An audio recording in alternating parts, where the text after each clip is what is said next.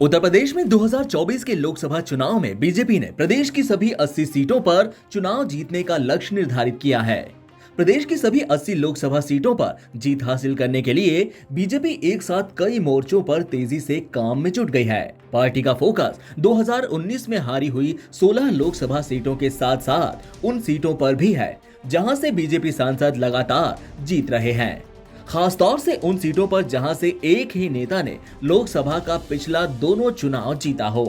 लोकसभा चुनाव में PM Modi party से सबसे लोकप्रिय चेहरे हैं, लेकिन स्थानीय स्तर पर सांसदों की लोकप्रियता और जनता से उनका जुड़ाव भी जीत हार में महत्वपूर्ण भूमिका निभाता है। बीजेपी इससे पहले भी कई बार विभिन्न राज्यों में नेताओं के खिलाफ एंटी इनकम्बेंसी की धार को कुंद करने के लिए बड़े पैमाने पर अपने चुने हुए नेताओं का टिकट काट चुकी है और बीजेपी को इसका लाभ भी हासिल हुआ है।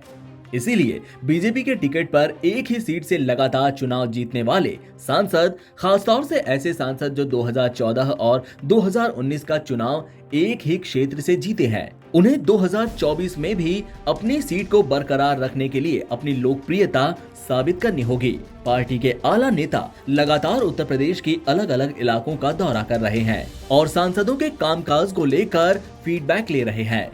सूत्रों की माने तो चुनाव आते आते बीजेपी कई स्तरों पर उम्मीदवार के चयन को लेकर सर्वे भी कराएगी और इन तमाम सर्वों की रिपोर्ट के आधार पर ही ये तय किया जाएगा कि किस सीट से किस नेता को चुनावी मैदान में उतारा जाए, किस सांसद का सीट बदला जाए और किस सांसद का टिकट काट दिया जाए। अब बात उन 16 लोकसभा सीटों की जिन पर 2019 के लोकसभा चुनाव में बीजेपी गठबंधन को हार का सामना करना पड़ा। 2019 के लोकसभा चुनाव में बीजेपी को 62 और उनके सहयोगी अपना दल को 2 सीटों पर जीत हासिल हुई थी। पार्टी ने इन सभी 16 सीटों पर कमजोर बूथों की पहचान कर ली है। इन कमजोर बूथों में ज्यादातर यादव, मुस्लिम और जाट बहुल हैं। इन सीटों पर पार्टी बूथ वाइज तैयारी करेगी। बीजेपी ने इन सीटों पर दिग्गज विपक्षी नेताओं को घेरने के लिए पहले ही अपने मंत्रियों की फौज को जमीन पर उतार दिया है।